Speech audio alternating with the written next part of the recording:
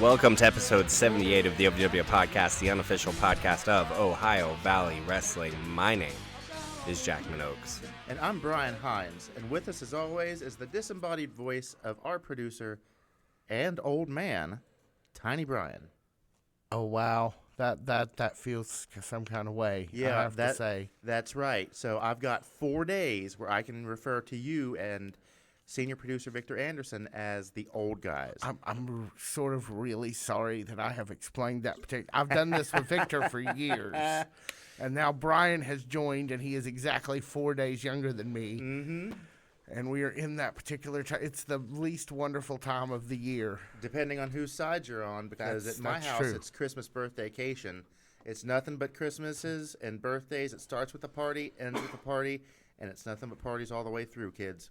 On our next podcast, you guys are, of course, referring to you guys' birthday season here. Yes. On our next podcast or Fan Zone Live, I think it'll be a podcast. It will be that. We'll do that Saturday morning for the Thursday show before the pay-per-view. There's a pay-per-view? Yeah, the Nightmare Rumble is this Saturday, Oh, dude. my goodness gracious. There's a rise What did I today sign from up when for? this is out. What did I sign up for?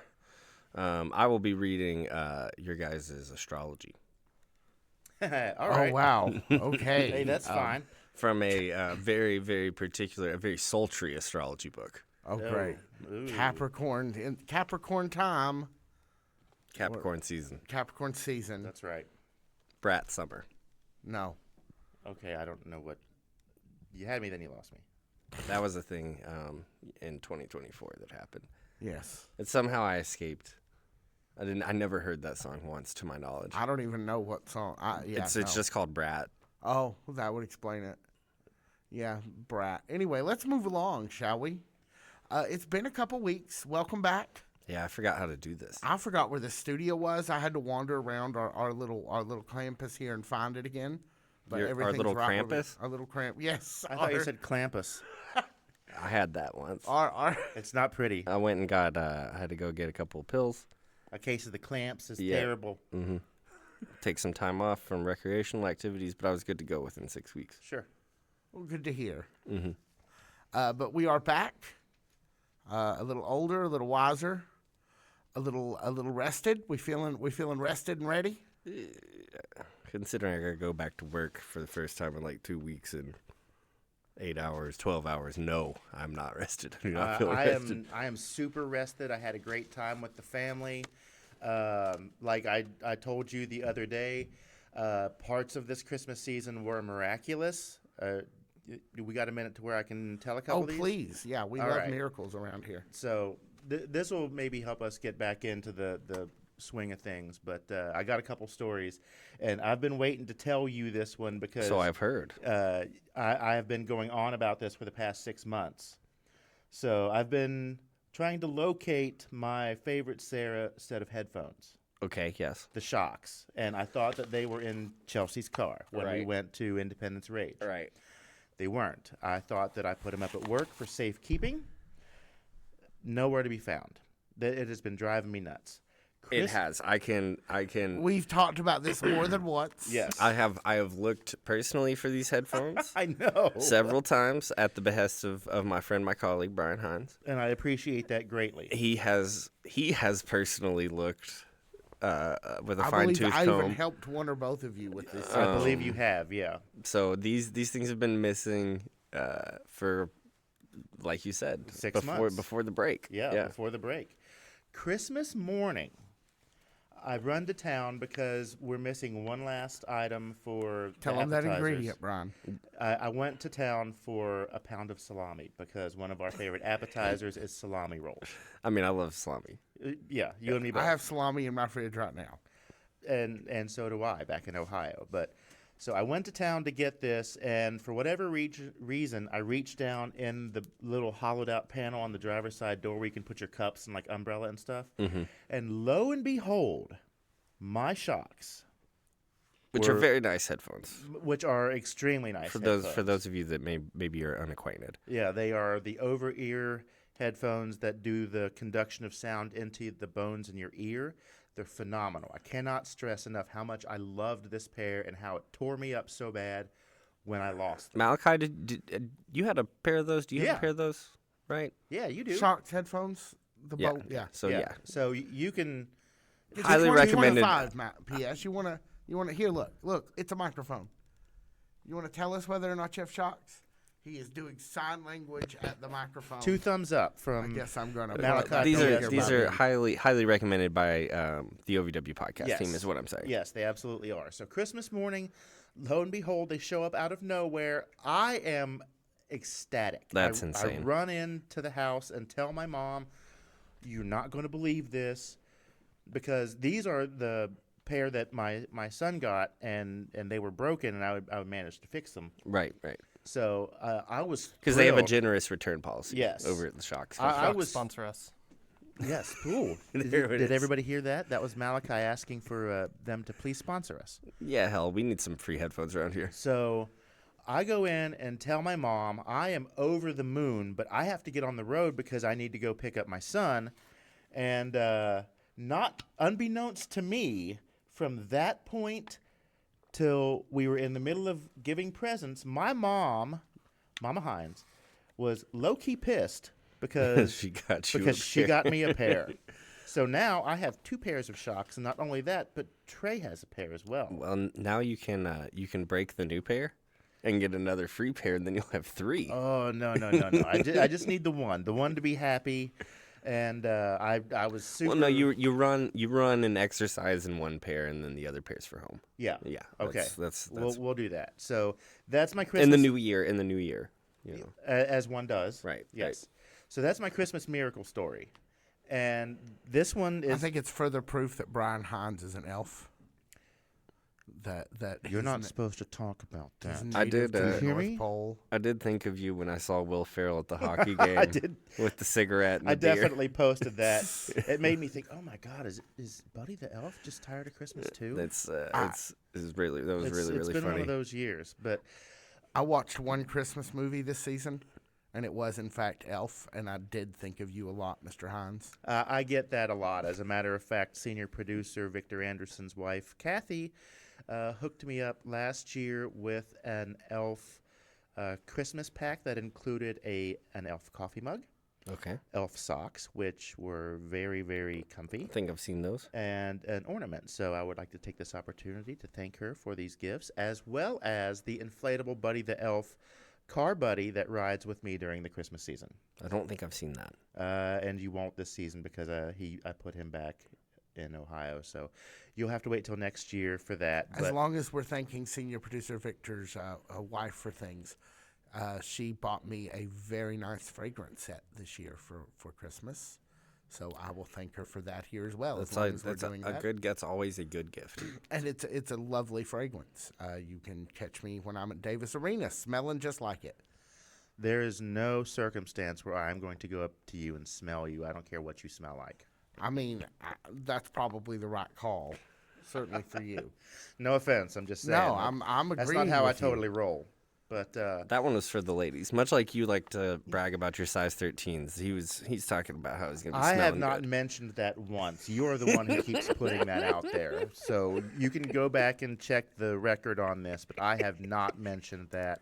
Any comments about my footwear other than, hey, I've got a pair of dope kicks on, have come from my colleague and friend, Jackman Oaks. To be fair, it's not about your footwear. It's about the I foot. would- It's about the size. As the Sonny founder, Corleone over here. as the founder of Black Light Moon Productions, executive producer of the OVW Podcast, and editor-in-chief of the content we produce here, I would also like to mention that Brian Hines wears a size 13 shoe. Oh, see. All right, well, 2 sources verify this information. But I digress. We got to get this rolling because we've only got an hour. So, Maybe we have a little more than an hour okay, tonight, maybe we have a little bit let's more not than go an hour. too long. I've got one story of, okay, He does have props. Two ladies and quick gentlemen stories. and folks. one of them was a total surprise, and this came from my cousin Joey. Joey Music in Florida. I haven't seen cousin Joey in I don't know how long. Love you, kid. Always have. Out of nowhere, my mom sends me a picture of a package that is waiting for me from my cousin Joey Music, and I have no idea what would be in this package. Is it possible that your cousin Joey Music's in the mob? Yo, Joey Music. Hey, he don't ask. Hey, sleeps. you don't ask no questions, all right? I'm just saying. I'm Wait, just if saying. you think about it, the elves, He's in the Tulsa Mob. The same one as Bigfoot. As Bigfoot, yeah. So I open this up. I have no idea what's in it. And he hits me with this. A WWF wrestling calendar from 1986. Wow. Vintage. Okay. Well loved. 40 years old. It's in great shape for what it is. For what it is, yes. So that's I got a real American calendar.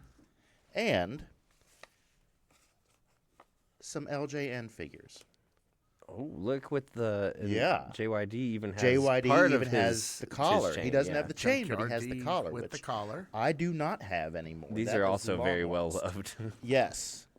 And I got King Kong Bundy and Macho Man Randy Savage as well. Right on. So I opened these the weekend before Christmas when I got back to Ohio finally. And I thanked him. And this is what he told me about these things. He's had this calendar for 3 years. And he's waited until now to give it to me because 1986 lines up with 2025 when it comes to calendars. That's what I was wondering. Okay. So you can put this on your wall ready to go. This is a premeditated gift that he waited 3 years to give me. He is a real American. Hold the phone. Hold the phone. Okay, I'm not done. I'm literally holding my phone. Because I was looking up to see if that was true. It is true. These figures were his when he was little. Right. He didn't want to just get rid of them. He felt like they needed a proper home with somebody who would take care of them. And he thought that I was the perfect person to take care of these guys. I mean, you certainly are. And that means the world to me. And I will absolutely take care of them. Not only that, but the condition that most of these guys are, I mean, Macho Man looks like he's still in pretty good shape. I wouldn't go touching him up or anything. But the world, hey, you laugh, but the world of customization in these is pretty extensive and pretty intricate. Mm-hmm. And there are a lot of super talented guys out there who can take these figures that don't look like much to the average person and make them look like $1 million.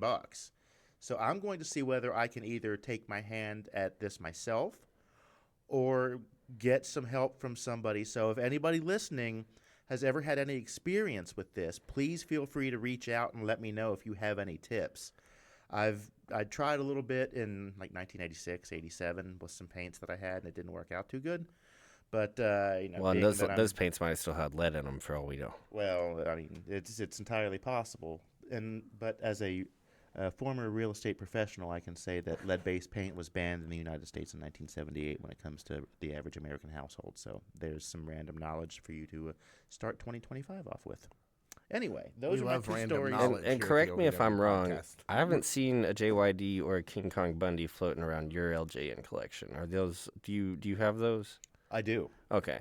I still have the JYD from when I was young. He was actually the second good guy I bought. The first set, you got to get a good guy and a bad guy. Right. Iron Sheik, Hillbilly Jim. Because Hogan sold out. Yeah. Hillbilly's been around our set a lot over the years. Yeah. But the second one was Nikolai Volkov because tag team partners, and Junkyard Dog, who was equally as popular as Hillbilly Jim at that particular time when I got the first ones. I think it's interesting that King Kong Bundy looks a lot like the Toxic Avenger. I hadn't ever thought of that before, but now that you say that, I can see where that comes from. Yeah, he totally looks like the Toxic Avenger. Yeah. But I do have one last little present that my niece got me, and I never know what I'm going to get from her. Is it a Funkle T-shirt? No, actually, I bought one of those, and I wear it whenever she's around because then I get to be the fun uncle. But she hooked me up with this, and this one actually kind of made me emotional after the fact. I actually sat and looked at this and was just like, wow, I can't believe you came up with something super thoughtful. She hasn't been jaded by the world yet. I'm a fan of The Office, and she got me a Dundee. Oh, wow. Most outstanding unofficial OVW podcast. Well, I mean, I can see where her loyalties lie.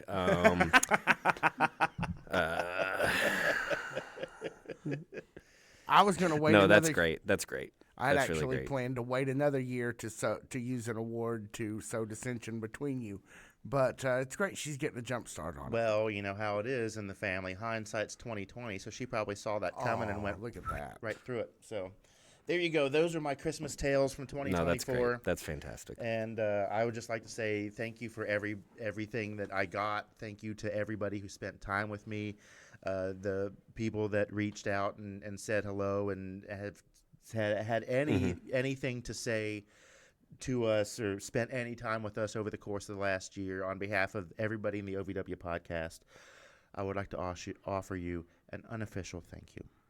Yeah. I would actually like to go as far as to officially thank everybody who had such kind words in the fan zone for me yesterday on my birthday. Some people reached out directly, and I don't know. This is the first birthday. Last year we were just getting started as we rolled through birthday season, so it's weird. And but I love you all, so thank you very much. Yeah, seeing all the nice things that people said to you on the fan zone, it actually made me think that I'm going to come back to social media on August 14th, one day only. And just pick up your love and adulation and then peace out. Just leave. Yeah, August 14th to the 16th. Get that nice 24 hours of love and respect, and then I'm out until next year.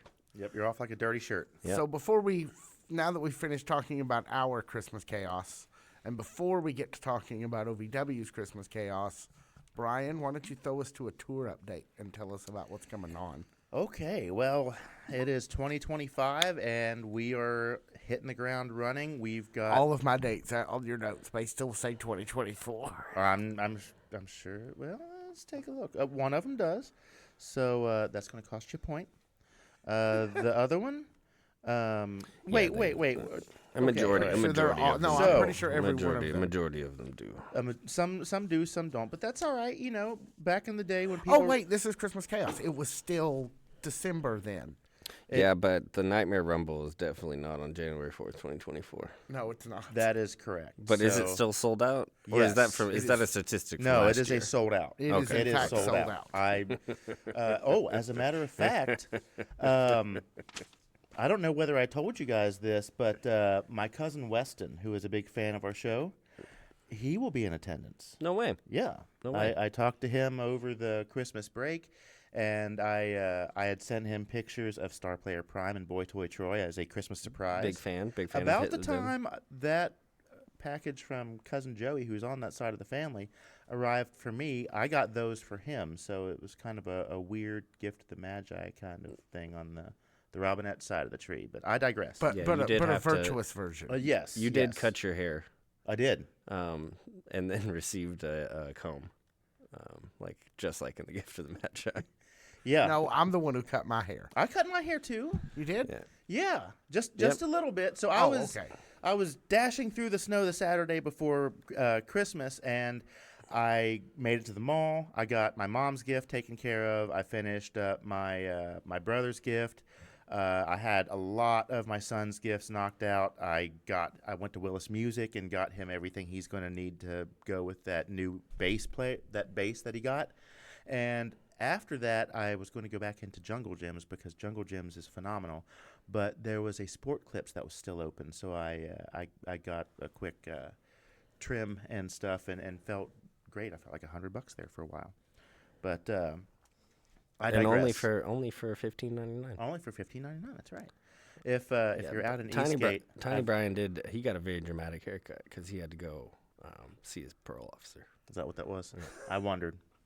And that's probably a good move on your part because you don't want to go back in the pen at least right after the first of the year, right? Look, I deny all those allegations. This is just working its way through the appellate system. Mm-hmm. I got you. Anyway. Weekly action. Davis Arena, Hot Point Davis Arena starts January 2nd with their first episode of the year. That is episode what? I don't know. 69. Something or another. Pass. Secondly, we have the OVW Nightmare Rumble, Hot Point Davis Arena, January 4th, 2025. If you don't have tickets, you are Shinola out of luck. I think I said that right. Because it is sold out, and that is also my birthday, so I've got big birthday plans that day. The only other Event planned is OVW Winter Warfare, and that is New Kensington, Pennsylvania on January 25th, 2025. You can get tickets to all of these shows and any future OVW shows and the pay-per-view on video for the Nightmare Rumble. Where can you get it? You tell me. Well, I mean, you might as well finish it off. I was in the middle of saying it, and you were like, oh, you got to do the thing. OVWTix.com. It is so good to be back with you guys. Isn't it, though? I feel festive as hell. Let's do this. What are we doing? I think it's time for you to throw to something else. And not for something completely different. I think there is, in all seriousness, a couple of things that we do need to say. So if you'll say the word so that we can maybe someday put some other ads here. Oh, right after this. There we go.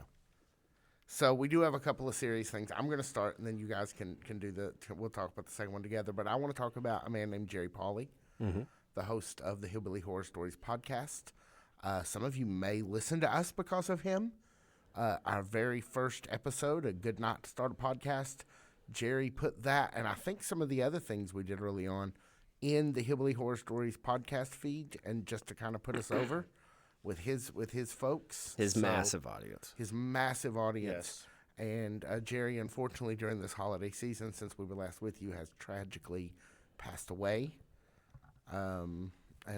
Jerry was a good friend of mine. We met through Kentucky Sports Radio. We go to the live events, and I kind of met him there. When we were starting this podcast, I knew he literally had the name of his podcast wrapped on his vehicle. Yes, he did. I saw him out at events here and there, but I'd only gotten a chance to meet him once, and that's unfortunate. I hate to hear that. But he was a great guy. Really fun to talk about mostly Kentucky sports stuff with him, and then podcast producing as we started this. He was invaluable to me and giving me some advice and things early on.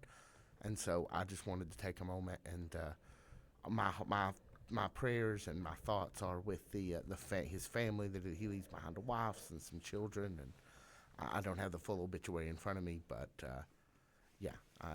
I'm sorry too, and we will miss him a lot. Yes.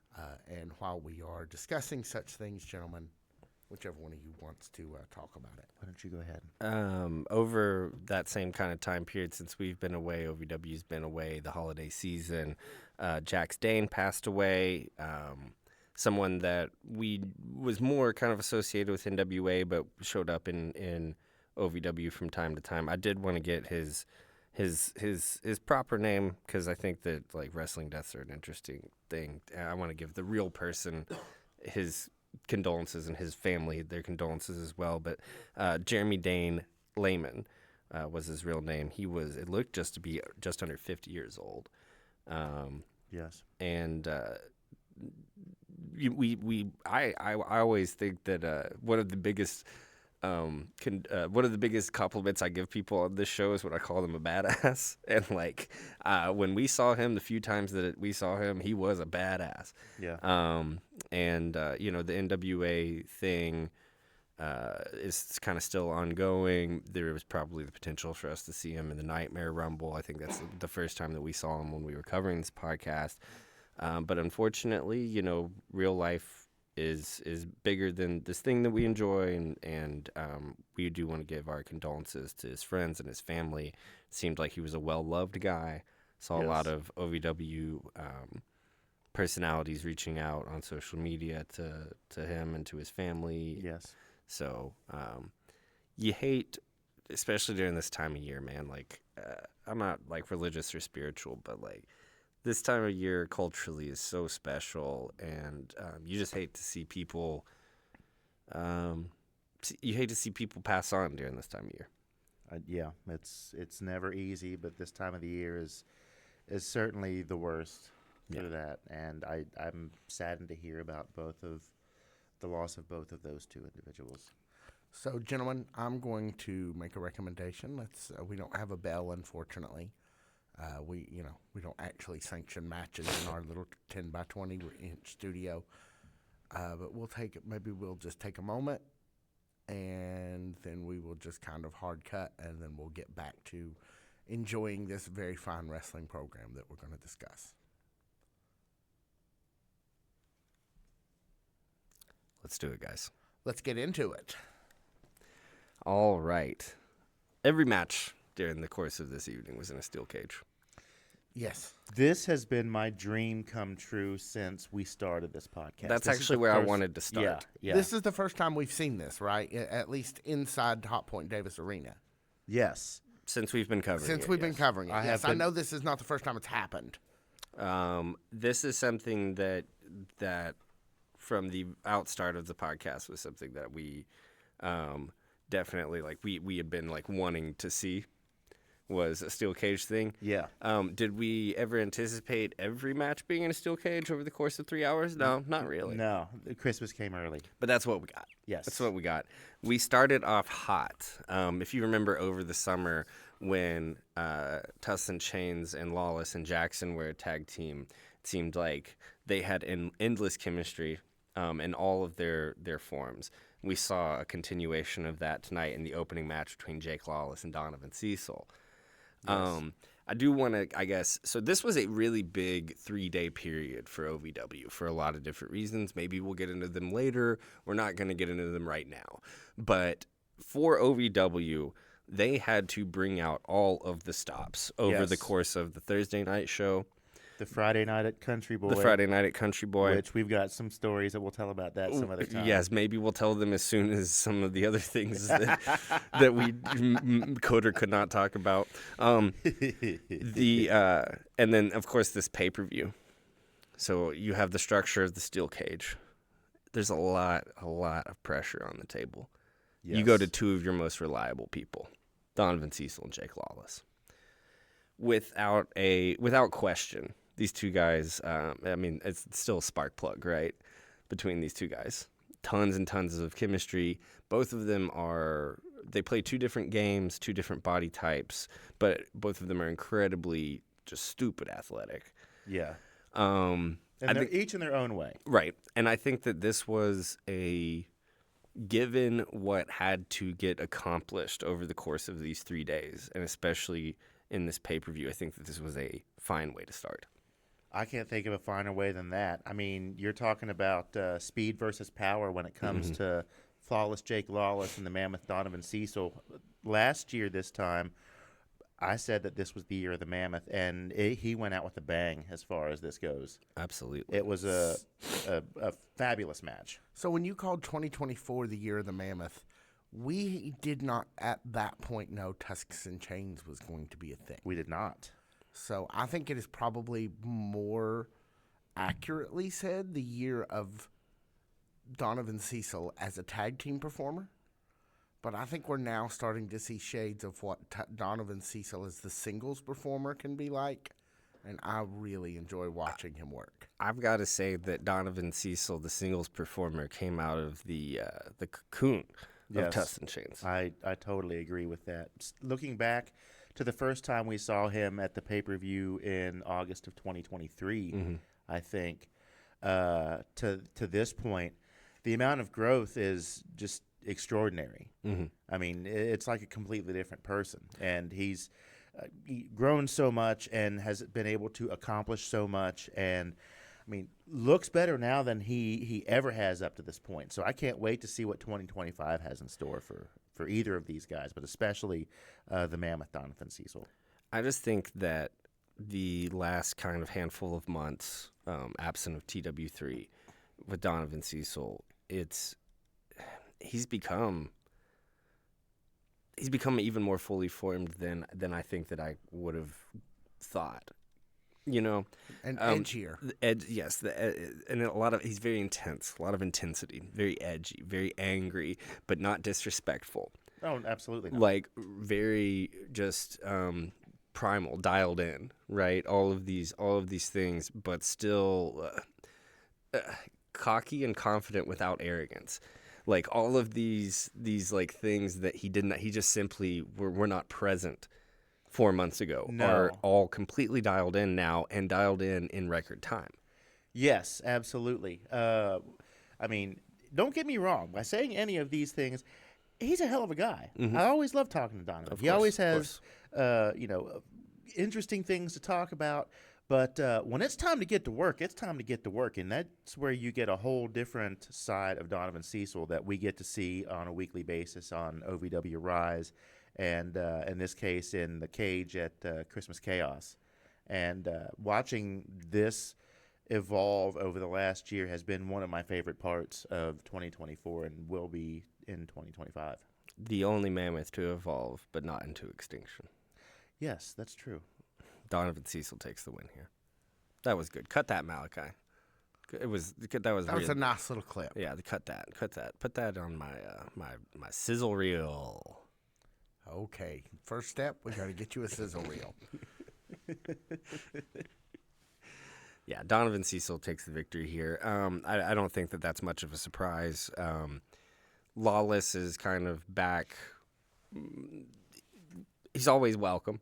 Oh, yeah. But it seems like he's like maybe not a week in and week out guy. But he's the perfect guy to bring in for a huge pop from the crowd. Crowd favorite, always will be a crowd favorite, and is capable of putting on a match with anybody. As of right now, I would imagine he's still recovering from that big spin that Donovan Cecil gave him in the middle of that match. Donovan Cecil's been handing those things out recently. Yeah, like he's handing out candy canes on Christmas morning. So the next I time imagine that's here, just like fun for him, right? That's just like normal strongman stuff, right? Yeah. Oh, and So- speaking of, that next morning he woke up and won the strongman competition, the Kentucky strongman competition. yeah, he is the reigning, defending Kentucky strongest man. So congrats to you, Donovan Cecil. The next time he comes here, do I need to get one of those spins? I I feel like maybe I need. I'm going to go ahead and say not it. I mean, I did say me. I feel like it would help my back. No, that's okay. I'll talk to Trey. He'll hook you up. He hooked me up over Christmas break. Nice, Honestly, neither one of you is particularly impressive. I mean, size for Donovan as a feat of strength. Giving old Tiny Brian the spin it would be a real feat of strength for the Mammoth and Kentucky's strongest man. That's true. He could just like sneeze and knock me over. But So- he's going to have to carry you like 50 meters and then put you up on top of a barrel and then go back and get like you and Malachi and pick you both up and put you on top of a barrel. And then he's going to have to get you, Malachi, and Jackman and do it because it progressively gets heavier and heavier as you go. And then he's got to drag a semi-truck. Yeah. You think Donovan can drag a semi-truck? I bet he could. I'm positive he could. We have no shortage of them around here. No. We should figure that out. Oh, Just for science sake. Sure. Second match of the night was a triple threat match between Tatovic, Shauna Reed, and Sophia Rose. I think that, the course of this past year, you say Year of the Mammoth, there's a lot of different storylines, a lot of different people, a lot of different performers we could point at. Sophia Rose is in that handful. Absolutely. And I think that over the last couple of weeks, her having these like breakout performances that end in losses are only kind of helping her momentum. Yes. giving her things to overcome. Right. I think that that is like the character of Sophia Rose in a nutshell, right? Is like, I've been through this. I mean, we cannot understate those commercials. No. Whenever we were kind of first getting acquainted with her. And there would be Davis Arena is a loud place. Davis Arena is rowdy. Usually. People are friendly. People know each other. People are catching up. People are asking how each other's kids, wives, grandkids are, all that during the commercials. When those Sophia Rose commercials came on, that was not the case. You could hear a pin drop. Everyone was paying attention. So I think that very much like from the moment that people have been getting acquainted with her at the Davis Arena, her story has been, look what I can overcome. I think that we finally kind of found the perfect person for Sophia Rose to have her ascent into winning, her ascent into, like, I don't want to say The next stardom. plateau. Yes, and I think that person's Tatovic. I could definitely see that. They are perfect opposites of each other. It couldn't have been someone like Hollywood because people want to root for Hollywood and Sophia at the same time. Yes. It couldn't have been name somebody because it couldn't have been them. It almost had to be a newcomer. It had to be this woman that's come in and presented like a world beater the way that Tatovic has. And again, I really can't get over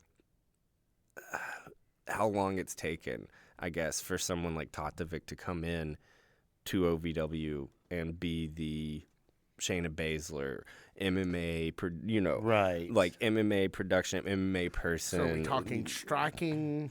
Talking striking. I'm talking no nonsense. I'm talking no promos. I'm talking somebody that looks like they could win a fight in a real fight. That combo she had in that match, that last match before, where there were like 2 or 3 submission moves and a pin all rolled up into like 10 seconds. She's incredibly talented. Yes, absolutely. Tatovic is incredibly talented. And Sophia Rose is kind of the perfect person to get bullied and picked on and beat up by Tatovic. Yeah. And I think that's where we should go. I know that's what I want to see. And I think that this is kind of the beginning of that. The biggest surprise for me in this match was the addition of Shauna Reed. I did not see that coming. And I was talking to Keith out there in the stands, and he said, "Oh yeah, she was back here. She was one of the original members of the Fallen." And Okay, right on. Oh, Yeah, I remember. Yeah. I wasn't they aware were- of that. I didn't make the connection, but he said, "Oh yeah." Well, Josh was Watch talking her. that She's she good. was institutionalized. Yeah, so that makes perfect sense. she was all spooky the last time that we saw her. She Right. was still pretty spooky.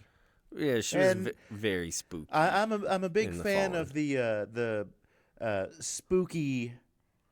Oh, how When it- well when it we comes know, to Mr. wrestling, Hines. yeah, you yeah, like yeah. the spooky wrestling. I do. I always have, always will. Yeah. Going back to the Undertaker, but I digress. We only have an hour here. Now I remember because she used to, when she would come on, she had like the double microphone that made her sound like this, but you could hear. Does that make sense? Like you She would used a voice changer. Yeah, she would. Yeah, she had a voice changer, a voice changer. Okay then. But it always threw me off because you could hear her real voice before, I guess, kind of like on the internal mics before it went through the voice changer. Oh, so you couldn't get like because the, of how because of the nature of Davis Arena. Yeah, because of like the half second it takes to process like through the voice changer. Yeah, good times, good times. I wonder. I bet that'd be corrected now. Davis has come a long way. Davis has come a long way both on and off screen. Yeah. Really, really has. I mean, if we're into 2025 now and we're done looking back, but I think that out of anything could be a narrative of 2024 is the facelift of Davis Arena. Yeah. absolutely World class broadcast arena now. You gotta love it. Yeah, and it definitely shows on Rise, on Overdrive, and in this case, Christmas Chaos. Yeah. The production values have been wonderful, and I can't wait to see what the new year is going to bring as far as that goes. So Shout out to the full production team over That's there. right. Afterwards, Tatovic takes the victory, rightfully so. She's the new kid on the block. We got to keep her strong. I think that she should win almost every match that she's in for the foreseeable future, if you were asking me. But I don't know nothing. what about if they're all against Sophia Rose? Yeah, Tatovic should beat Sophia Rose twice on Sundays. Yeah, Wow. like yeah, until the moment happens, until Sophia Rose overcomes. And The finds a way challenge. to win. Right. No, I mean that's just maybe I don't know. Best of 7. Yeah. That kind of leads us into match number 3 because there was our second surprise of the night. The veteran Jack Vaughn versus the return of Big Zoe. And Big Zoe, perennial fan favorite again. Big weekend for OVW. Had to get as many of these guaranteed pops on camera in front of the audience as humanly possible. Big Zoe always getting a pop in Davis Arena. Yeah, it's anytime it's Zoe time, you know it's going to be go time, and people are all about it. Big Zoe is one of the, for me, like just a fascinating athletic wrestler. My very first Davis Arena show ever was a standout to me. I had never been to independent wrestling. I'd never been to a smaller show. I'd only been to one WWE show.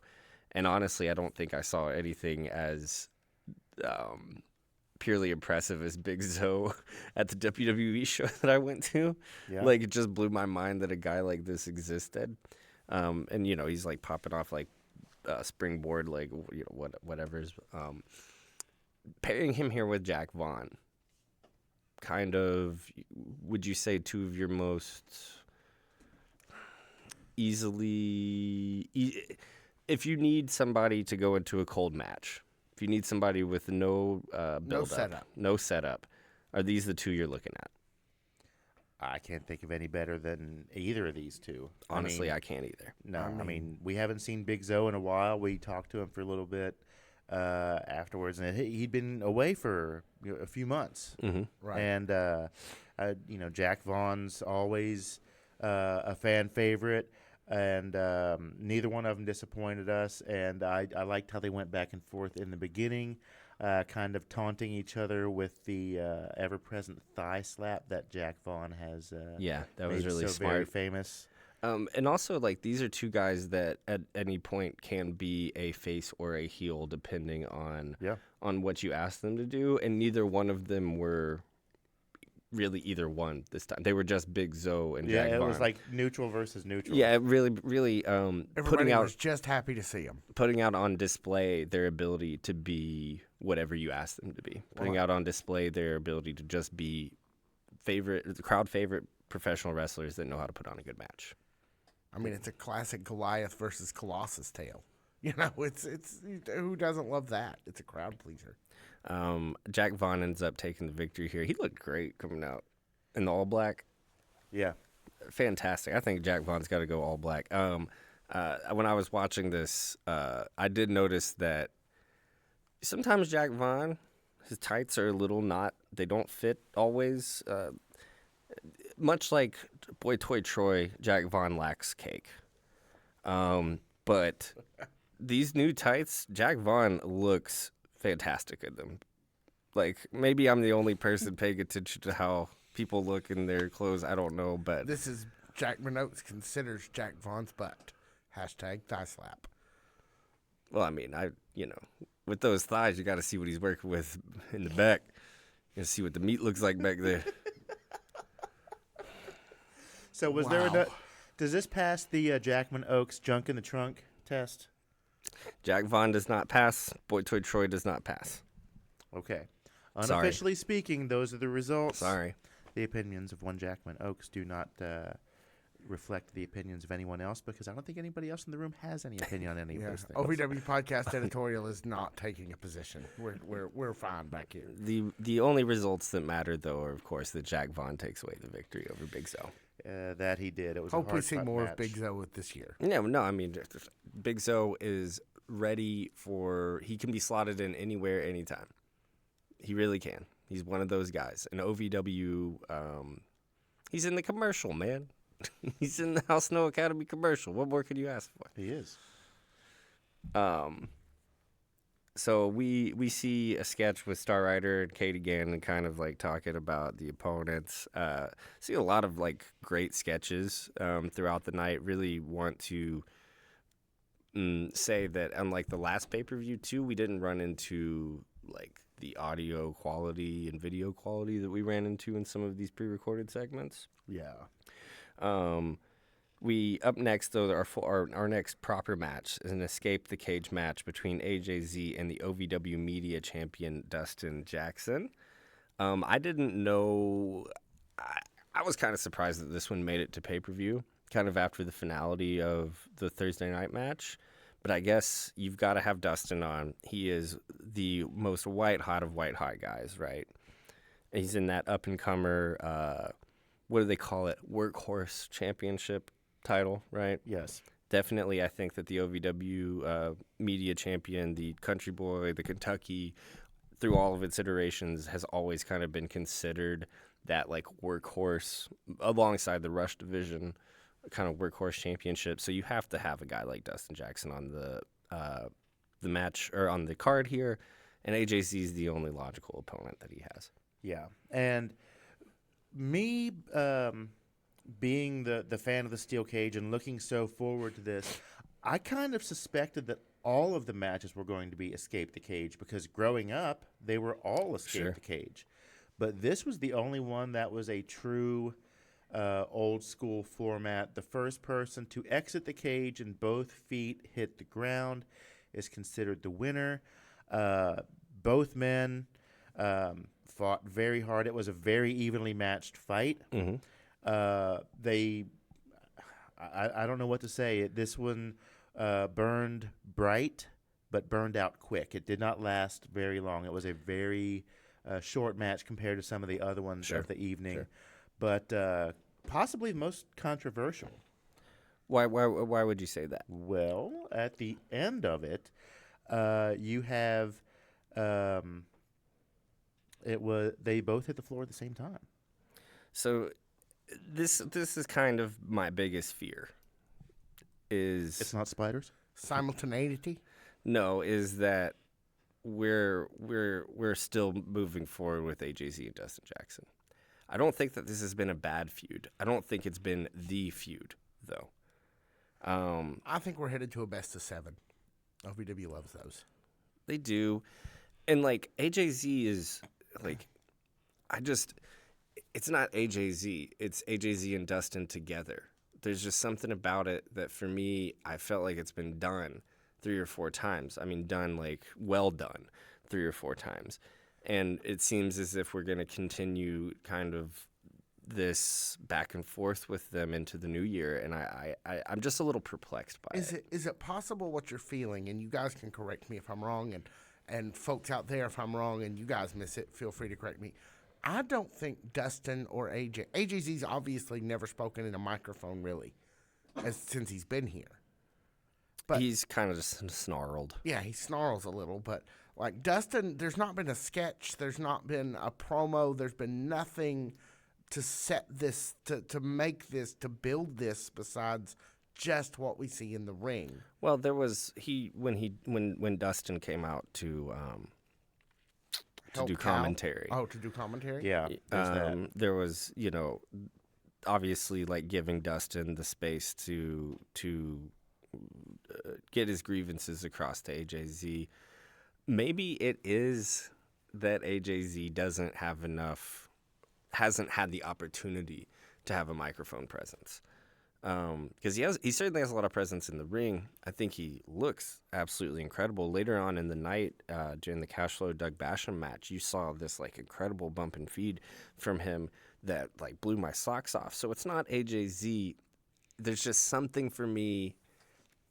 I wanted the next feud for Dustin after winning the championship to just be like the most insane work rate, like heart of gold, like just like Dustin on all cylinders, displaying all the things that Dustin can do and all the things that we know he can do. And I don't know if this has been the feud. Well, I mean, based on how this match ended with Dustin Jackson climbing over the top of the ring and AJZ going through the door and landing on the floor simultaneously, it looks like we're going to have another shot at this at some point, because I'm sure that this probably is not finished. We haven't heard the last of AJZ versus Dustin Jackson. But we just got out of a steel cage. I mean, what more can we do? I don't know. That's why man. I think they're gonna roll it all up in a best of 7 series. But I mean, and probably do a 2 out of 3 falls. A tie at a pay-per-view. A tie's like kissing your sister. Good night or good morning. Let's move along, shall we? Dustin Jackson takes the victory, kind of. Well, he retains. Yeah. I guess is the best way to put it. The title does not change hands during a tie, so Dustin Jackson remains OVW Media. Yes. Champion. Not large. Media. Country boy. Media champion. Bout number 5 of the evening is a Texas Tornado tag match for the tag team championship between Evans and De Niro and Beaches and Cream. Texas Tornado rules are that you don't have to make clean tags, basically. All 4 men can be in the ring. That's right. Mm-hmm. Tony Evans, ever the dastardly heel, got Cream banned from the match. Yeah, apparently our man Jay De Niro is lactose intolerant. I've watched him go at our buffet table or at our private events for them. I'm, when they've come here for interviews and things, I don't know that that's true, but, I'm just going to hush. You should. Before Tony comes over here. Yeah. Before Tony comes over here and hushes you. And Jay De Niro hushes you, too. Well, Jay De Niro won't hush me. He'll just silence me. He told me to shut up. He did. Punch you right in the jaw with that loaded baked potato glove you guys love to talk about. Look so at that, much. he used the name. Listen here, Jaden Nero, he's got this glove, and it's weighted. It's got some weight behind it. Whenever he punches people with it, he can knock them straight out. It's the craziest thing I ever saw. Did we switch to an alternate reality? I don't know. Who's your co-host now, Brian? Can you introduce me? I'm guessing it's the man in the black hat, Jim Ross. Yeah. It's Bones Shoe Ugly. All right. Scarlett O'Hara, will you please marry me? All right, Rhett. Frankly, my dear, I don't give a damn. All right, Rhett, let's move along. Sorry, I don't know. I just felt like doing Jim Ross for 10 minutes. Sorry, we can cut that out, Malachi. And post it to YouTube.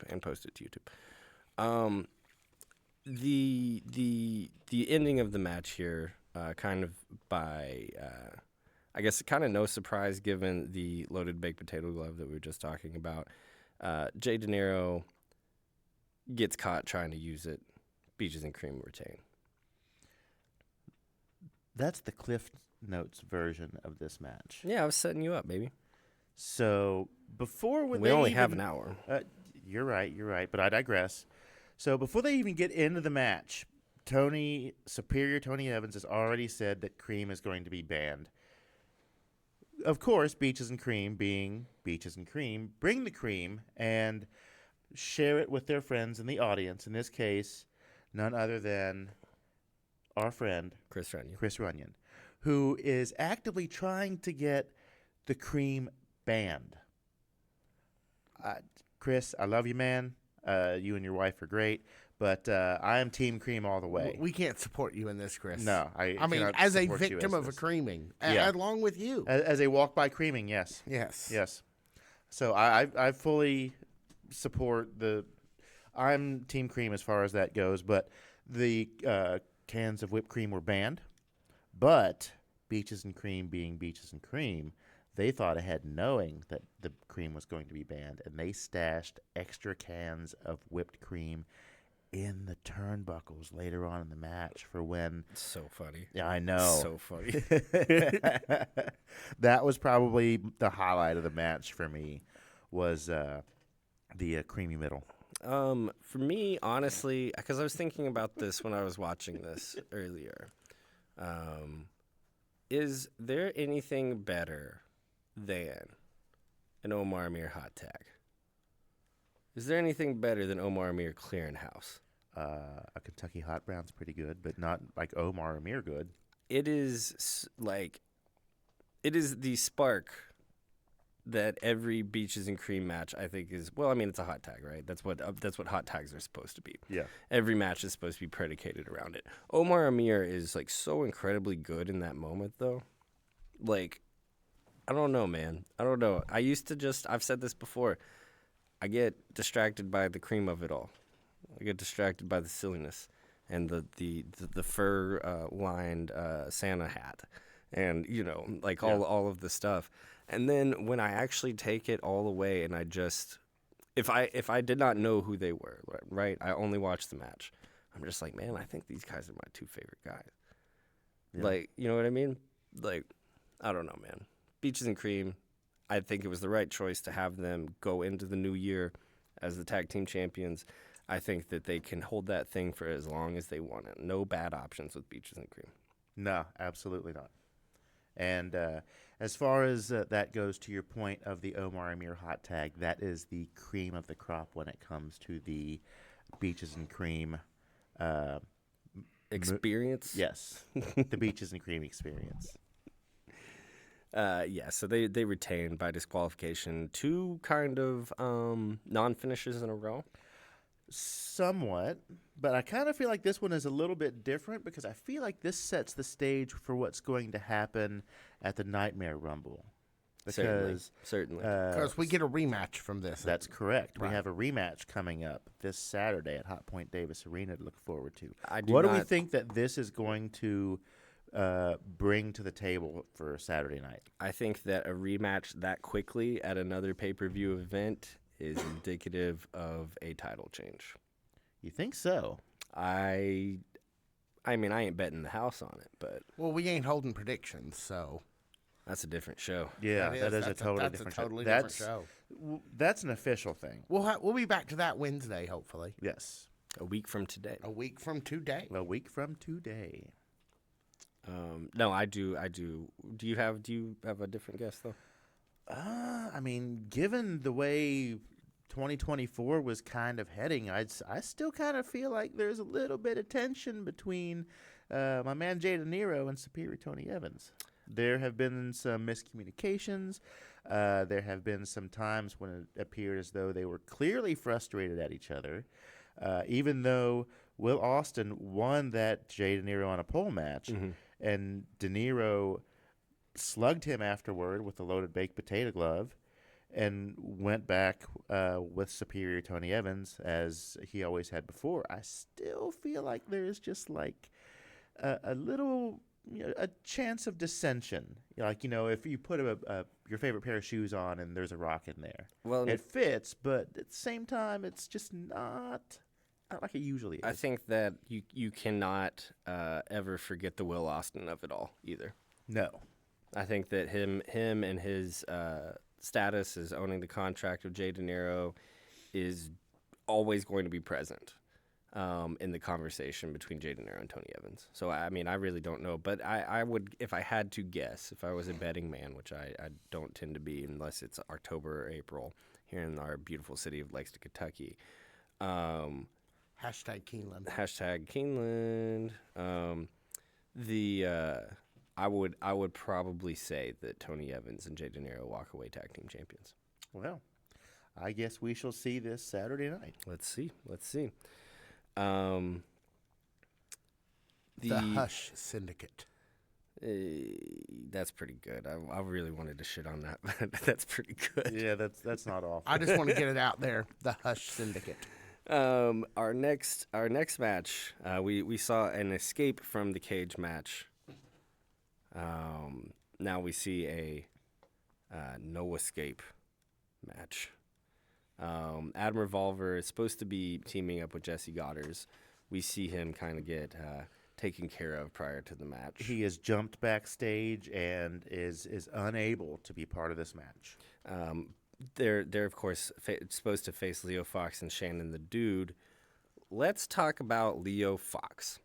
Let's talk about Leo Fox. Leo Fox is being earmarked, being set up, being destined, predestined, clandestined maybe. I don't know.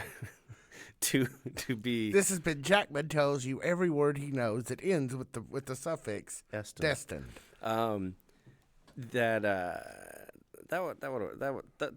works in church. That's just a rhetorical framing device. That works. I mean, come on. He is being earmarked to be either the biggest heel or the biggest dumbass or the coolest guy or the worst guy. He's being earmarked to be something, and I don't know what it is, but I am here for the ride. As far as I'm concerned, 2024 was filled with surprises. It was. One of the most pleasant surprises Was for Leo me Fox. was Leo Fox. Definitely. Just, he, if I remember right, he kind of came in on some of the overdrive matches before the Rise As show. you often do here at As you OVW. often do here. We know he's an EC3 guy. Yes. And, I mean, once he kind of hit the ground running and found a spot in the Revolution, he found his home, firing on all cylinders. He just clicks with everybody in the Revolution. Mm-hmm. He's, great on the mic. There can never be too many people that have great mic skills when it comes to this. Because as we said before, you need to have the look, Right. You need to have the skills, and you need to be able to talk. Leo Fox is a triple threat. He's got all of those things. Leo Fox is, from all of the new faces that we've seen in 2024, the one. I don't want to say the one that I'm most excited about because, like, you have, the Boy Toy Troys, the Brian Jacksons of the world. You have all, you have a great class, really. Buzz Backlund in this past year, But he is the one that we have seen the most consistently. That I think, like, I don't know. He's just, it's all there. Yeah. It's all there. You have the military background. I'm sure that helps a ton. Being able to take direction, being able to know what a high stress situation is and isn't, being able to just be okay with putting your body in danger, but also trusting yourself, trusting the people around you to have your body be put in danger. Leo Fox is kind of, from everything that I know about what you want in a wrestling student, everything that you could ask for. Yes. I think I don't know if we're going world champion with Leo Fox. I don't think we have to. As far as Leo Fox is concerned, I really feel like the sky's the limit in Yeah. terms of what this guy can do, his future potential, any kind of scenario he could find himself in, he can find his way out of, whether it's by brute force or being able to put somebody in their place with a microphone. And he's one of the biggest surprises of the last part of 2024. So I'm looking forward to what 2025 has in store for Mr. Leo Fox. I'm not kidding when I say this. There are a few people that we haven't got that I want more right now in an interview than Leo Fox. Absolutely. Because There's actually a list. We're working. Interviews come back this year. We promise. Yeah, we're have making one- a list. we have and one we're next checking week, it twice. right? Yeah. We have one next week. We do. We do. We'll talk about it when we have it. I Yes. don't like to count chickens. But No. we're getting. But I think that I think the OVW fan base is ready to know what Leo Fox is all about too. No Yeah. kidding. There's a phrase that comes to mind when I think about Leo Fox, and that's the happy warrior. Mm-hmm. And he just has that aura of I'm here for the fight, and almost like the Hercules model a little bit. Sure. If I can pull into not classic literature but pulp literature, I guess. He's here and he's kind of just jolly, but he's also a dominating physical force. Well, and I mean, there's just no doubt about it. I don't want to speak for all of us, but we all kind of come from smaller towns or lower income areas, and the Nowhere near town at all. or but the pipeline to the military is a really, really real thing. And I've been around a ton of those guys that went over or went through the real stuff, and when they come back, they usually, if they're not absolutely insane, they usually have that mentality of I've seen what real stuff is. I can be happy in these hard situations because I've been through it. It's fine. And I kind of get that vibe from Leo Fox. I really do. Yeah. He spends a lot of time hanging out with the Underhills, too. Is that a Fletch reference? As far as you know, it's not. Gets a lot. Good to see him working with Goddard's here and with Revolver. Well, that's the thing too. Is look who he's sharing the ring with. You're gonna tell me that they're not slating him for huge things? It's Shannon the Dude. It's Jesse Goddard's. It's Adam Revolver. Speaking of, Jesse Goddard's climbed that cage Boy, like did he a ever. cat, like a scared cat. Like it climbing had a tree. ladder, but that wasn't and then until later. Just jumped straight, practically halfway across the ring to come in and help Adam Revolver, our favorite thumb. Well, and Jesse Goddard's in the handful of weeks since he's been back has just been thrilling every single time. Right there, did you see it? Oh yeah, no. He was up there. 1, 2, 3, we're done. If I would have blinked, I would have missed it. But Right, exactly. the Jesse Goddard's as the face, as the everyman, as the whatever. From the moment that he came back and he just looked tanned as shit, I thought it's been fun. I don't know how much longer he's gonna be around. I don't know what the plans are. He's going back to Hollywood. But at this end of the year, at this push that they've been making, having a guy like Jesse Goddard's put on the performances and just be the presence that he has been really, really fun to watch as an OVW it most fan. certainly has. He, of course, makes the save for Adam Revolver. Adam Revolver and Jesse Goddard's take the victory over Leo Fox and That's Shannon right. the Dude. That's right. I haven't drawn a face on my thumb this year yet, but I feel I Well, was wondering we're about it. only 18 hours in. yeah, no. There, see? Oh, that looks very nice. Aw. Tell me about who's in this ladder match. This ladder match. Oh my God! So, Hoda Pesos. You wouldn't believe it. Yeah, I mean that's. I didn't believe it, and I was there. That's the best way you can put it, honestly. So Hoda Peso, Maximo Suave, Will Austin, Super Z, Star Rider. 5 That's For the guys. championship. for the That's the guys. championship. That's the guys, right? Yeah. Anytime you see a match like this, those are the usual suspects. I think let's go for it for a third time in a row here.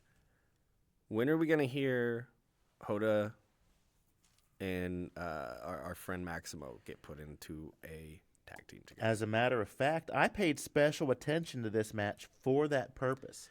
And while watching the match and listening to the commentary, it feels like 2025 is going to be the year where we finally get to see them as a tag team. Do I mind? Am I beating a dead horse? Yeah. Do I mind too? No. No. Every single time that they get put in a ring together and they are not a tag team, I will mention it. It needs to happen. Go ahead and let it happen. Let them two dogs off the chain. Yeah. Right? Is that football or something, right? I don't know what that was. I thought that was a Jack Minnow special.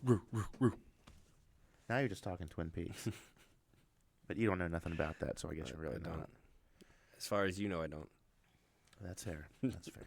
If you don't, you will. So I think that the other point to be beleaguered over this match here is that Super Z didn't win. Before we even get to the outcome, if I were handing out awards for this pay-per-view, this would be the most painful match. Certainly. We were sitting together, and there were several times where we both cringed or winced or had to look away when we knew what was about to happen. Can we And talk about the Star Rider? We're gonna. Okay. Sorry. I'm just back here having a flashback. Yeah, I go to wrestling matches where girls beat up each other with light tubes, and I spent more time wincing during not only this match but the I Quit match later on in the evening. I even rewatching it, I was like, oh my god. Yeah. Sorry, but not to distract from your point. There were so many times where you could see what was about to happen, and like as a parent, I've been in this position when my son was younger, to where you could see it, and you're across the room, and you know that if he can make it to whatever it is he wants, disaster is going to immediately follow, and you try your best to get there to prevent that from happening. And but that must have been hard for you, because by the time Trey started walking, he had to have been about 5.5 feet tall. actually, you would think, but no, there was once upon a time when he was about 2 or 3, and I've got pictures to prove this. I brought one of them back with me, where I would carry him around, and this was my strong arm because I would carry him with this one because this was my smart arm. I could like write with this and like use the ATM and stuff like that. But You didn't just leave him in the car? I'm kidding. No, I did not. That would have been awful, but almost as awful as some of the hits in this match. There we go. There we go. We're bringing it back around. That's why you guys are the professionals. That's right. I don't even want to get into any of the particulars of this match, but if you want to see something that's hard to watch but in a good, entertaining way, this is it.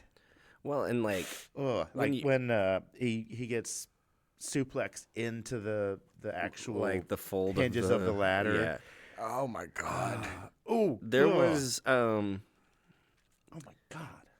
there was nobody taking any shortcuts during this match. No. And All the like, cuts were long. And like whenever you're sitting and rewatching this, and like we have the pleasure of going to Davis Arena and knowing some of these guys, and et cetera, and being ringside for these things, and you can get so disconnected from it when you're only watching it on television.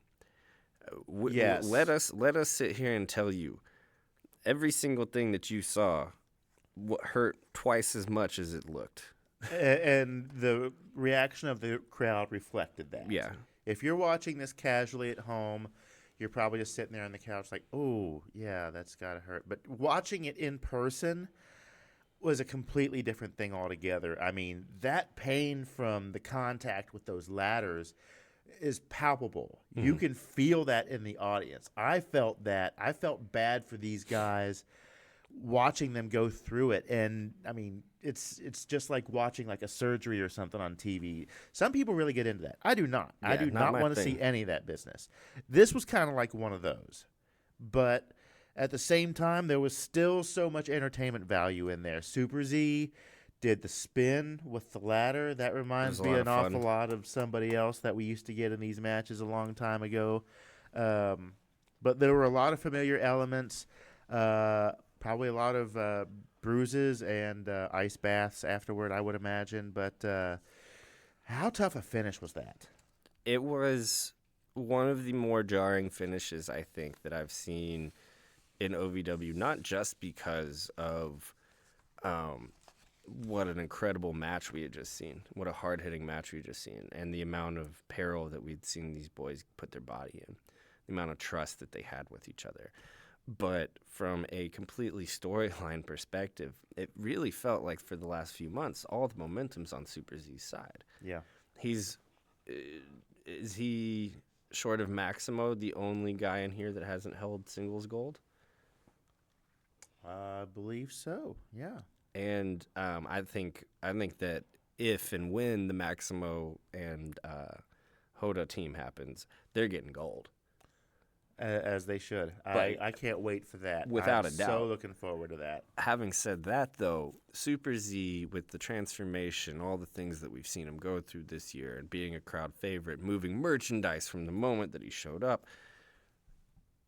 ending the year, and like, let's be honest, this pay-per-view didn't have a ton of like happy moments in it. Ending the year with Super Z as the champion, I'm confounded. I'm confounded that would have as been to like why. the warm fuzzy of the night. Right. I'm confounded as to why it didn't happen. That would have been like finding the most adorable puppy under your tree on Christmas morning. But no, there's no puppy. It's just crap. If I ever told you about the, might have said this on here before. That's good, Brian. I just want to acknowledge that was a quality play. Working off the cuff here. We're going into 2025 hot. When I was a freshman in high school, my parents had just gotten divorced, and my grandmother had a heart attack like 4 days before Christmas, and my mom really wanted to do something really nice for me and my sister for Christmas, and she got us a golden retriever puppy. And you know, it was hard times back then. It was not a happy few months around our house. We got this like beautiful, wonderful golden retriever puppy, and we leave it out to go to church service that evening. We come back, and this puppy has destroyed all the ornaments and eaten Tylenol and eaten chocolate. Oh my God. Eaten chocolate and eaten all of this food. And I remember being like just old enough to realize that we're 6 hours away from a really bad Christmas. Thankfully, that dog ended up living for like 15 years. Really? Yeah. Wow. It was, I was worried for the dog. I figured that story was not going to end well for the dog. But one way or the other. I can remember looking at my mom and knowing all the hard work that she'd, I had been in a car wreck earlier that year. 4 months prior to that, they had told her that I was never going to walk again. Oh, God. So it had just been a really, really hard year, and I know that she'd put in all this hard work to get this puppy here, to hide it from us. And I just remember looking over at her and being like, oh, no. It's like she got you your own Bumpus hound. Yeah. That just kind of came in and destroyed Christmas. No, thankfully that dog lived for like the next 15 years. Wow. Yeah, but I can remember just being like, shit, dude. Like, What was its name? Bailey. Yeah. Like the Irish cream. Yeah. Thankfully there was none of that around the house. Yeah. She would have gotten Thank that God too. for that. Oh yeah, man. She used to be horrible, man. She used to be horrible about getting into people's stuff. Well, a lot of dogs are. Yeah. So let's move along, shall we? I don't remember how we got onto that, but I don't know. I think it was something akin to trying to give someone a nice moment at the holidays and then having it taken away from you. Like Star Rider almost had the Rush Division championship. Super Z. Oh, Star Rider did have. He did. I'm sorry. I got confused. There were talks about dogs. Lots and I of got all masks. excited. Masks and stuff. But Super Z was so painfully close to walking out of there with the championship. And at the very last second, Star Rider pulled it from him and came out victorious. So congratulations, Star Rider, you and Rushy going into 2025 as the Rush Division champion. So that is a big setup for this Saturday because it's one-on-one. I think that'll be interesting to see what happens.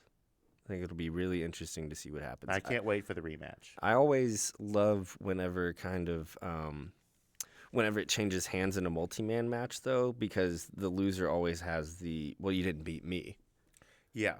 So, I guess we'll see what happens Saturday.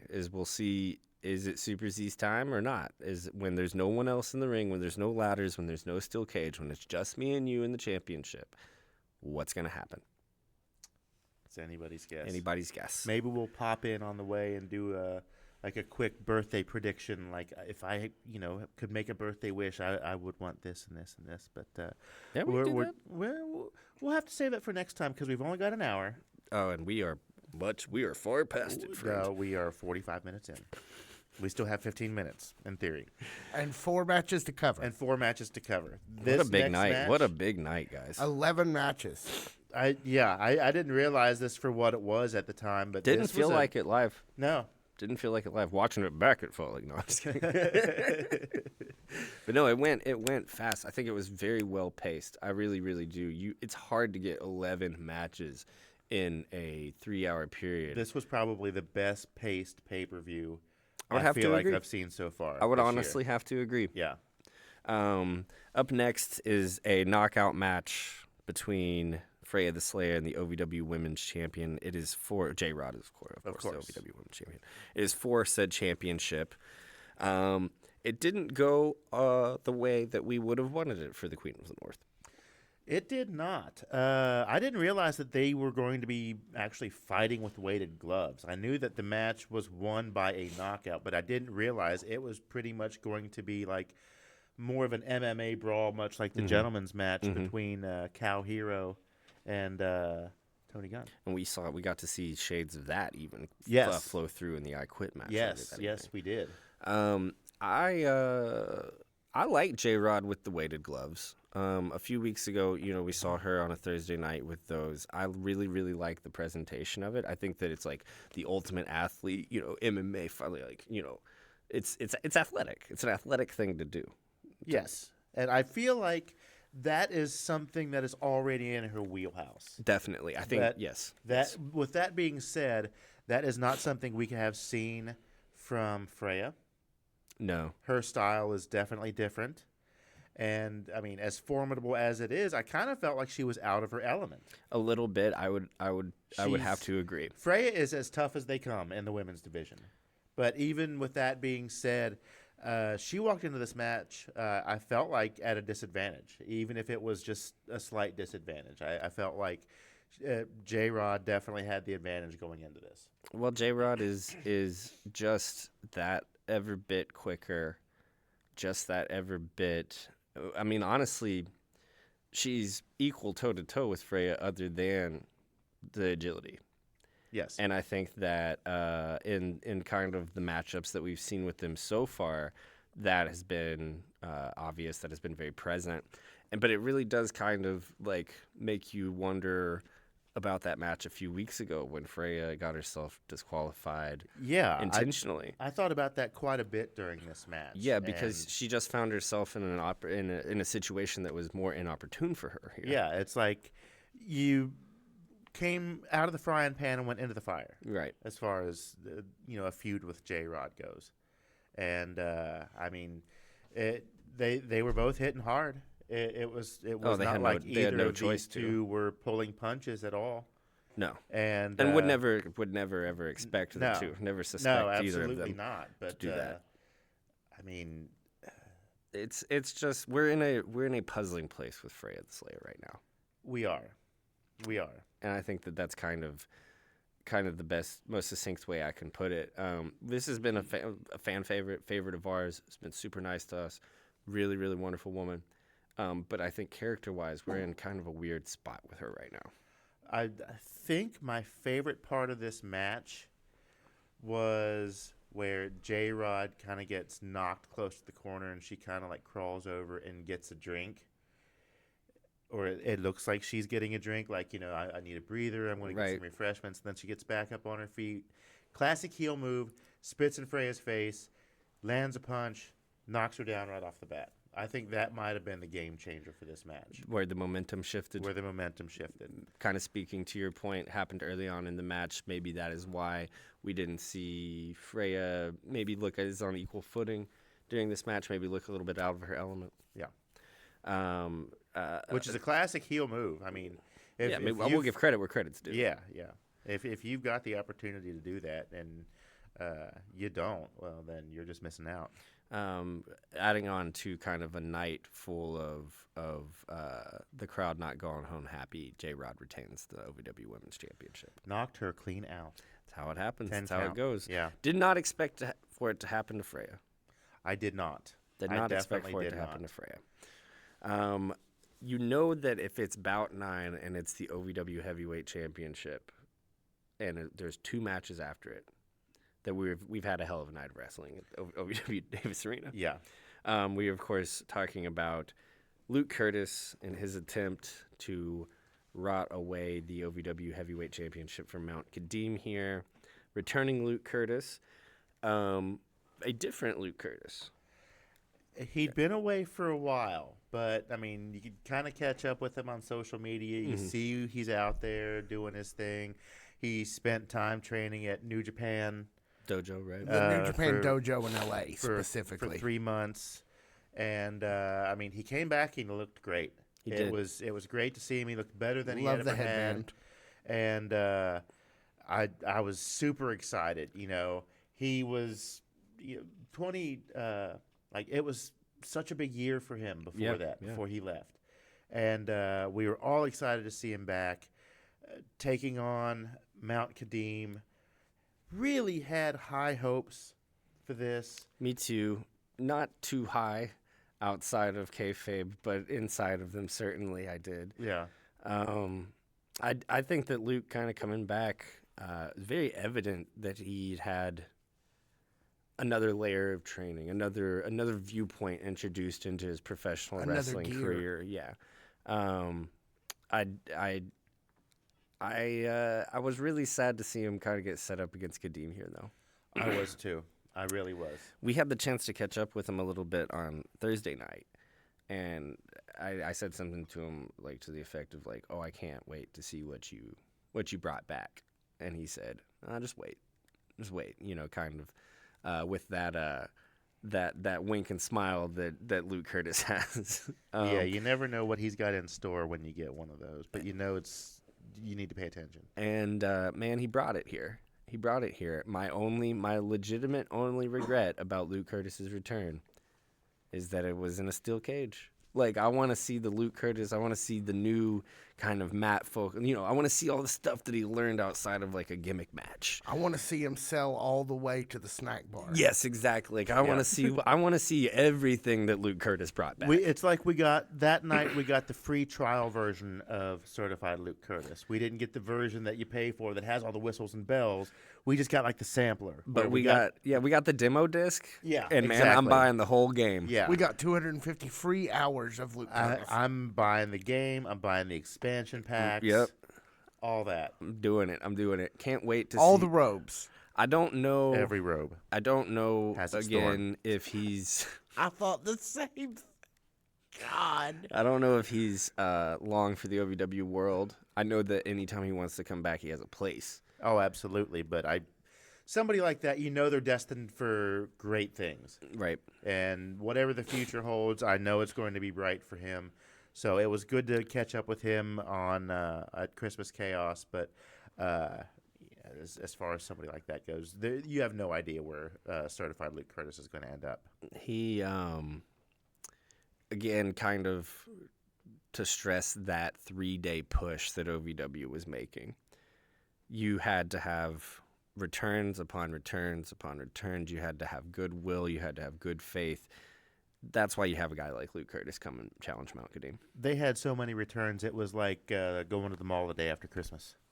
Man, That's the real Christmas chaos. I thought about going over because I'm over in the Hamburg area. I thought about going out and I said nope, absolutely not. I'm not going out the day after Christmas. Boxing Day is a bad time to be in Hamburg Pavilion, ladies and gentlemen. Every day is a bad time to be in Hamburg Pavilion. Unless you want like Bonefish Grill. I'm out. I do not. Or something stupid like that. Nope. Hard pass. Yeah, Lexington's a wasteland. OVW heavyweight champion Mount Kadim retains against Luke Curtis. I think for all the reasons that we had pointed at. You had to have a surefire, believable guy. There's nobody better than Luke Curtis, and he can not lose anything by doing so. Yep. How wild would it have been though if this was like the one that changed hands? Like, yeah, it was Luke Curtis, like the one that we would have predicted the least by far.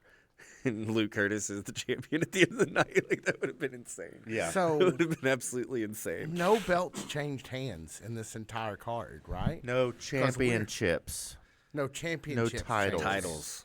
Titles. That's WWE parlance, but we'll stick with it. Anyway, yes, there were no changes in any. No titles changed hands. No titles changed hands. And we're done with title matches now, and we're still 2 matches away. Yeah, but, I mean, we talked about this afterwards, and I think we both agree that this next match was the match of the year. It was the match of the night for sure, but this is probably about the finest we've seen this year.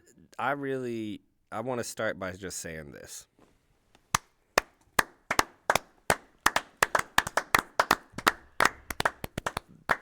Malachi, Tony that's not Gunn, marking. We're just applauding. Tony Gunn, Cal Hero, I quit. Lord have mercy. Not only did these guys have a lot to prove after the last pay-per-view. Yes, which was a phenomenal match in and of itself. But they had all of the audio problems with their parking lot brawl. They had the video problems, and you could tell by what you could see that it was a highly ambitious match. That these two guys were going for broke. So now they take away all of the all the stuff that could go wrong, right? They say no. It's in a steel cage. It's inside of the arena. There's no way that this is going to F up. You guys are going to go out there and have the match that this feud deserves, that you guys deserve to have after the catastrophe that we had at the last pay-per-view. That we as fans deserve to see. That you two guys deserve to put on. Cal Hero and Tony Gunn have done everything that you could possibly do in a wrestling ring with each other, to each other, apart from each other. Tony Gunn has ended Cal Hero's career. He sent him to the stack stand. Everything that could possibly happen, these two guys have done to each other. And then they found new stuff to do. I thought that the use of the entire arena, even though they got up on the stand opposite the announce table, which is always my favorite thing. Even though this is a steel cage match, I thought that painting the brutality out of the match outside of the steel cage for a majority of it was really, really smart. Reminding everyone that every part of this arena is legal. Every part of this arena is dangerous. I loved starting the match outside. Loved the big table spot. I think that obviously, though, I loved seeing a little more of the Tony Gunn that we saw, the submission master kind of Tony Gunn, the brutal Tony Gunn that we saw during that gentleman's match, round of 3 match. Yes. You have a piece of the effing table. As a matter of fact, yes, I do. This is a piece of the table from this I Quit match between Shotgun Tony Gunn and Cal Hero. And I want to show you guys something, folks. That ain't BS. No. That is absolutely not. That's as solid as they come. And thank you very much to... do we have both their signatures on that? We Brian? have 0 signatures on that. We'll get. Oh, I saw some writing on it. No, this church came from FCBC, which I can't remember what the FC stands for, but it was First Baptist, I would imagine. It's a Baptist church. First Baptist Church of something. FCBC? Oh, FCBC? Yeah. Fern Creek Baptist Church. There it is. I That's it. really liked their stuff with Bon Scott, but after they had to replace him, I just didn't think it was that good. It all kind of sounds the same after that. Yeah. FCBC. I think that if this is, I don't want to say match of the year because I don't know what match of the year would be, but this ain't number 2. You know what I mean? Yeah. I think that was like absolute like. If this was the match of the night, one of the matches of the year, what was the moment of the match? Is what I will ask you. That's what I'm trying to ask you. God, I mean, just hearing the pain in Cal's voice when being asked if he quit, and hearing the resounding no every single time. I still love to giggle when Cal Hero curses. It's like when a little kid does it, and they're not supposed to. Yeah, I can see that. But it was equally, I mean, it was almost kind of heartbreaking when it got to the end, and Tony was like, "You know, I'm sorry, I'm sorry, just stop, just." Tony Gunn not shying away for a single moment from those thumbtacks. No, not at all. Was one of. Buddy, I didn't really know how to react. I really didn't know how to react to seeing thumbtacks in an OVW ring. I really didn't know how to react. We've only seen him a couple of times. I really didn't know how to react to Tony Gunn chomping on the full force. He's in those things. He goes back into them. He's tapping on. He's putting them in his body in ways that are so intentional and so unnatural that I almost had. It was like watching an Argento movie. It was like watching Suspiria or something when you just see these 7-minute long death scenes. Like it was just violence, like the beauty of violence in this weird, really weird way that I never expected to see at OVW. And never expected for Tony Gunn specifically to be the guy in the thumbtacks, man. And I think that I don't want to get him completely wrong here, but I saw on his Instagram later that night, he said something like, 15 years, 19 years in business, and never say never. For the first time, I got thumbtacks. Yeah. You would have thought he's Nick Gage out there, man. Yeah. You would have thought that this was his 1,000th time with thumbtacks. Tony Gunn, Cal Hero, you guys, one of the feuds of the year, and you guys should be extremely, extremely proud of yourself for this match. It's a wonderful I Quit match, one of the hardest matches to pull off. You guys nailed the intensity. You guys nailed the violence. You guys nailed the pacing. Dallas, throughout all of this, being the referee, was a perfect referee. The ref with the good hair. Yeah, he has a very nice haircut. Very nice head of hair on that one. Fantastic job, fellas. Really, really, really, really fantastic stuff this I Quit match was. I like the word. You guys know me. I'm sort of a rhetor. I like rhetoric. I like to think about story and just the pathos, the passion, the Spell you it. could feel it. PATHOS. F you guys. Sorry. Sometimes I can spell them. I looked over at him and I was like, he's got about 2 seconds before I just say it. Just okay, fine. The emotions of this, I really feel it and I enjoy it. So the rhetoric really worked on you. Yes, it would. Love we. We No. better wrap this up because we only have an hour. Yeah, we are. And we are at the end of the card, as they say. Cal Hero takes the victory. Cal Hero does take the victory. But congratulations to you both on a phenomenal standalone match. Phenomenal. Was one of the this is seriously one of the hardest matches to pull off. An I Quit match is so hard to pull off, and you guys nailed it. And I'm so proud to be an OVW fan. Absolutely. Now, I Quit matches are my favorite, and most of them suck. Most of them effing suck, Not dude. this one. Not this one. This No. one ruled. Should have been the final match of the night. Let's get to the final match of the night. Final Main match of the event. night was the one that we've all been waiting for. Cash Flow. Doug Basham. Doug Beasy. Cash versus Bash and the steel cage. We have all been waiting for this. I think that my biggest takeaway from this match was Doug Basham still has like the tightest rolls ever.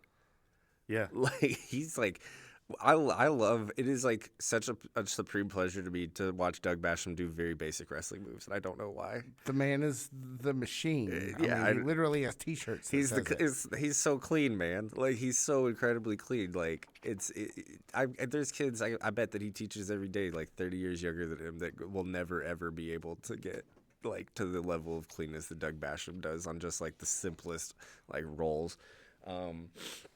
What did you think about this match?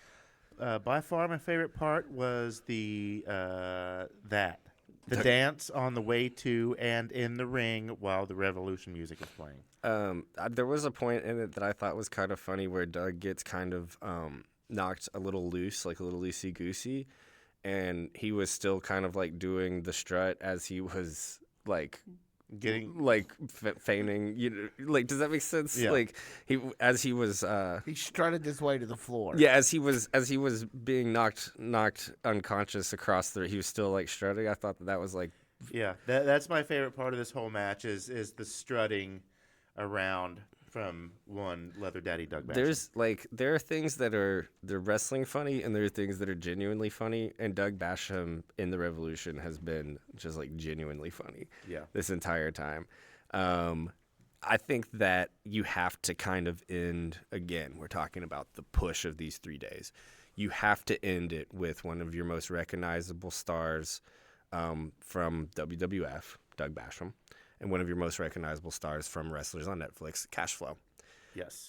You want to put people out there that are easily recognizable. You want to put people out there that people will talk about. Not to mention Tulsa King with Not Cash to mention Flow. Tulsa King, exactly. Tulsa King, yes. of course. I'm remiss to not mention that. You know, series regular is an important title for our friend Cash Flow. Absolutely. I should have mentioned that. You're 100% right. And I think that, honestly, when we're talking about Davis Arena, we're talking about what's going to get a reaction. Not only are these two of your most easily recognizable stars, easily Googleable stars, whatever, these are guys that OVW Davis Arena wants to see put hands on each other. Yeah, this has been building up for several months. Probably, well, it's been since the summer before the shutdown. Truly. Yeah, because we all kind of had an inkling of an idea that the real Doug Basham was part of the Revolution. Well, and if you remember when Cash in storyline got beaten up, but in real life was sent off to go film Tulsa King. Excuse me. Golly. The Men in Black, the masked men, whatever we were calling them at that point, were the people responsible for Cash's demise. Correct. So from a storyline perspective, Cash Flow has had a bone to pick with Doug Basham or the Revolution for Going a back long 6 time. months. I want to get kind of to the end of the match. We kind of get the referee shuffle a little bit. You know, one of them gets knocked out. We get another one out there. He gets knocked out. Da-da-da-da-da. We see the visual pin a couple of different times. The resounding double 3 count.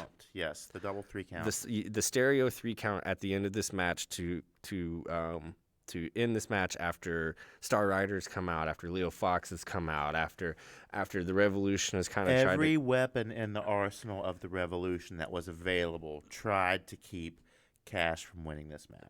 We've talked about kind of like what is the feel good moment of this pay-per-view. We don't see any titles change. Super Z didn't get the title that we thought he deserved. Freya got knocked out. The resounding feel good moment of this pay-per-view is the stereo 3 count for Cash Flow to take home the victory over Doug Basham. It certainly was, and that was the Christmas ending that we all hoped to get that night. You're never going to get everything you want for Christmas. No. It's just not how it works. Sometimes you don't get much at all. Yeah. So you can't always get what you want, but sometimes you get what you need, and this is what OVW needed at Christmas Chaos. We needed to see Cash come out with the win in the cage against Doug Basham, And that is what the fans in attendance at Hot Point Davis Arena got that night. And what a night of action it was. Gentlemen, on the way out, I do want to break a little bit of news. Oh. While we've been talking here, the Facebook account, we have a new reel that has been posted to the Facebook account of For real? one Jamin Olivencia, I did see that. who is Yes. tagging one Cal Hero. Cal Hero. All right, so about that, since Jamin's making his return soon, I will do my poem at some point. My Jamin Olivencia poem. Oh, yes. Yeah. We got to That's a talk about feature. that We on gotta the have way a feature to video. Davis Arena tonight. Yeah. No, I got a notebook. Blacklight Moon Productions was nice enough to get me a notebook for Thanksgiving. Been writing some stuff in it. Not all of it's wrestling related, but some of it is. And I wrote a poem about Jamin that I'm pretty proud of, and hopefully you guys will enjoy it. As you should. And if Jamin is coming back soon, then no better time than the present to make that public. So. Yeah. All right, guys, you ready to roll on out of here? Let's Yep, do it. I'm off I like a think dirty we're out of shirt. we're out of things on the script, so why don't we jump out of here? You guys want to? So Oh, are we Get us doing the out of thing? here. Are we doing the thing? no, we don't have to read that. Just do No, something. Love I mean, you you guys. already. Yeah, thanks. 2024 has been a blast. 2025 is going to be even better, baby. Love you guys. Hindsight 2025.